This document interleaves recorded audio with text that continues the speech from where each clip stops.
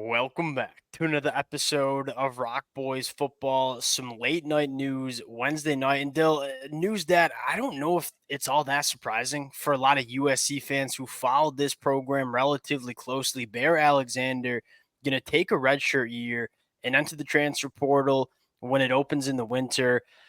I'll start with my personal reaction, and that is this is a new regime, specifically on the defensive side of the football. We spent the last couple of days talking about how this USC team, just from a culture standpoint, Dill, it feels kind of different. And the type of things you've seen from Bear Alexander going to Twitter, talking about playing time, I don't think that's going to be tolerated within this USC program. I think Lincoln Riley has made that clear in terms of what you're seeing going on with the program. And what I'm going to kind of put out there, I got two things that kind of go to my mind right away. One, we kind of heard this stuff when Bear Alexander hit the transfer portal after his freshman year at Georgia. And then you go back to the high school recruitment. This is a kid that spent 4 different seasons at 4 different high schools. There's a track record here. There's like a history that needs to be discussed. And the USC fans know I don't jump on here and go after 19, 20-year-old kids. So I'm not going to get into the personal stuff. That being said, I think you've seen this behavior in the past from Bear. He's obviously an extremely talented defensive lineman, one of the more talented defensive linemen we see in the country. But you talk about USC and how they want to build this program. I don't think they want anything to do with that kind of stuff happening off the field. Secondly, Coach Henny, Dan Lynn, they're some of the best in the business. And if they're not playing Bear Alexander, there's a reason. And you even go to the film and say, all right, Bear Alexander flashes at times, but it does appear that he's not exactly doing his assignment, right? We talked about the difference between how Coach Dan Lynn wants this defensive front to be. A little bit more two-gapping, not as much shooting gaps and getting behind the backfield. You see Nate Clifton do it. You see Gavin Mayer do the two-gap, and you see Bear Alexander kind of consistently shooting gaps and trying to make those flash plays once again when I don't think that's what he's getting asked to do. Now, again, I don't know the calls. I don't know personally what the responsibilities are. But when you see everybody around him doing something a little bit different than what Bear's doing, you kind of start thinking maybe Bear's not really doing what USC is asking him to do on the defensive line.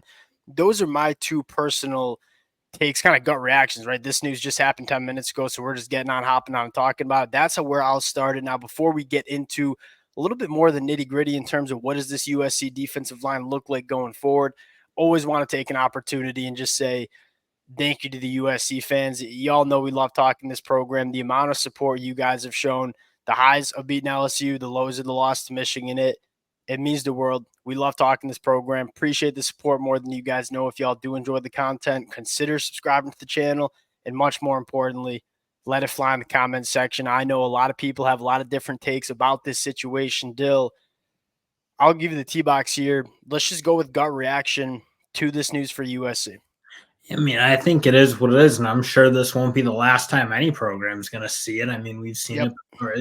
Obviously, midseason, that is a little bit unique, but obviously Sluka did it too at UNLV, and that might be part of the game. But at the end of the day, I think you look at what has felt like it changed a little bit about Lincoln Riley's USC team versus the first 2 years is it is far less about the individual. I think you kind of look – I mean, they're more resilient. They were tougher. There's just like something about them feels a little bit different. Where in big moments, they're not cracking. And I don't know. I'm not in the locker room, but it does feel like it.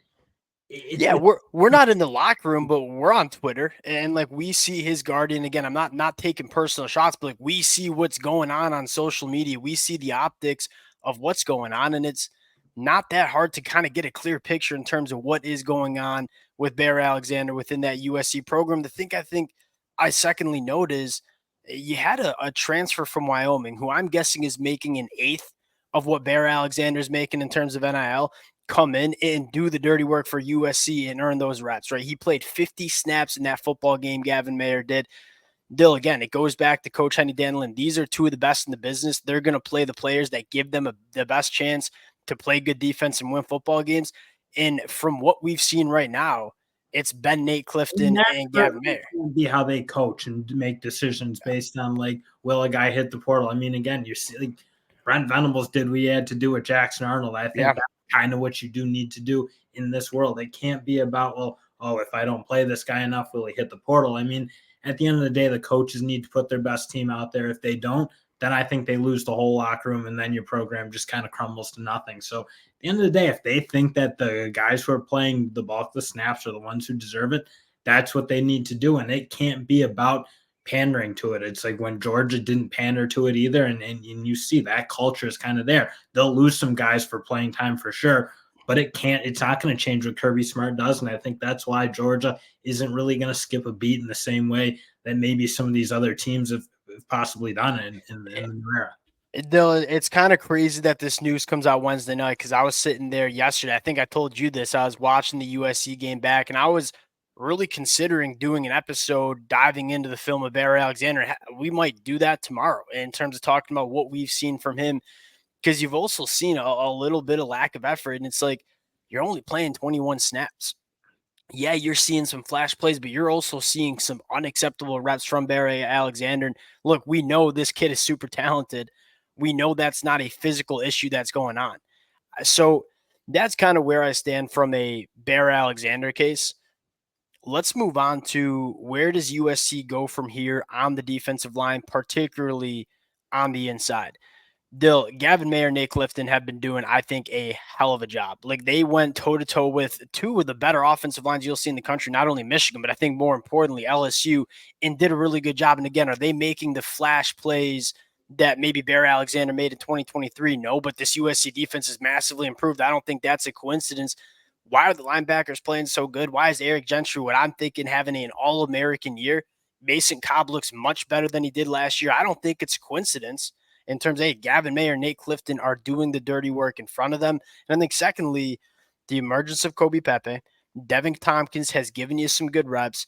So you got 4 defensive linemen on the inside that you feel pretty good about. You have 2 true freshmen in G-Day and Carlin Jones, who, might need to step up for USC in the tail half of this 2024 season. But I also, start thinking about, all right, well, you got a guy like Anthony Lucas, who I think can do a ton of different things in terms of the personnel usage you want to use with him. I think he is very capable of playing that 3-tech position. Look, if there's somebody I trust to kind of, I guess, maneuver this little bit of a hiccup or bump in the road, you might say, it is Dan Lynn and Coach Henny. Yeah, at the end of the day, Bear's been playing kind of spot duty, not reserve duty, but he hasn't been rotational guy. The bell cow of that defensive line. It has been Nate Clifton, it's been Gavin Mayer, and again, I think the emergence of some of those guys you mentioned, whether it's a Kobe Pepe, whether it's a Devin Tompkins, whether it's some of those defensive ends who are a little bit more versatile, I think that's kind of made playing time, as Lincoln Riley said, really, really hard to come by. I loved it. Really, really hard to come by. One guy doesn't make or break what they're doing, especially not when it's Gavin Mayer or if it's not Gavin Mayer. I love what you just said about Lincoln Riley in that press conference. He said that was a gas line. Like when he said, hey, this is USC. It shouldn't be easy to play on the defensive line. Last year, it was easy to play here. Now it's not. Love that attitude in terms of, hey, you want to play for USC, you're going to have to earn it. And again, what it looks like from right now, Barry Alexander went from being the prominent defensive lineman on that team in 2023 to a rotational piece in 2024.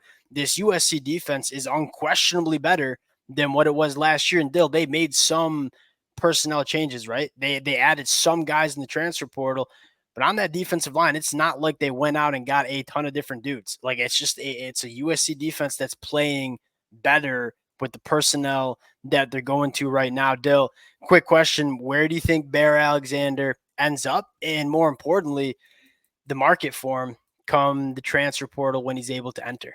Yeah, I really don't know. And I think, again, that's where it's going to get interesting, because we were talking about Matt Sluka, what is his market going to be? Was he dominating? Not exactly. He was playing good football for UNLV for sure, but would a big time Power 5, Power 4 school really be wildly interested in that? I don't know. And same thing, frankly, with Barry Alexander. Now, that's obviously been 2 schools. This is something and I don't know the answer to it, but our coach is going to start getting very wary of taking that. Because at the end of the day, this era has kind of made it a little bit different. And I'm certainly all 4 guys who are playing really well, getting their bread, and they deserve it. And I'm sure they're going to make it. But I don't think it can be well, I don't love what happened in one instance, so I'm going to go somewhere else, and then I don't love that next spot.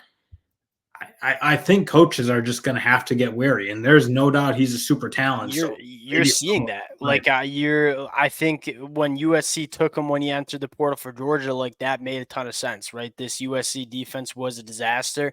They needed to bolster the trenches. One of the best pure talents emerges in the transfer portal. Lincoln Riley's probably looking at it and saying, "Hey, all right, it didn't work at Georgia. We're going to take a flyer on him." And you go and he played some decent ball in 2023. I'm not getting up here and saying he's not a good defensive lineman because we all know his ceiling is awfully high. That being said, what happens twice? And so now programs are looking at Bear Alexander saying, not only did you transfer 4 different times at the high school ranks, but now you went to Georgia, didn't work out. Now you went to USC, again, off the field type stuff, didn't work out. We'll see. I mean, I think there's going to be enough teams that might need defensive linemen that they're going to take a stab at Bear Alexander. But if I'm a personnel, like a GM of a program, if I'm a personnel manager, I'm looking at it and saying, what are the other options? Because of right now, it's, like fool me once. I don't know the saying that well, but as you ain't gonna fool me twice. And we'll see how it works out. And again, this is not an episode bashing Bear Alexander, bashing his family. It's just kind of how the boys see it. Obviously, I think disappointing news for USC. I mean, you got a generational talent on the defensive line that is leaving the program, but when you look at it as a whole, he was a rotational piece on the defensive line. We'll close it out there. Again, USC fans, late night, would love to hear from you guys in the comments section. Appreciate all the support y'all have shown the fellas. If y'all do enjoy the content, consider subscribing to the channel. We'll talk to y'all later.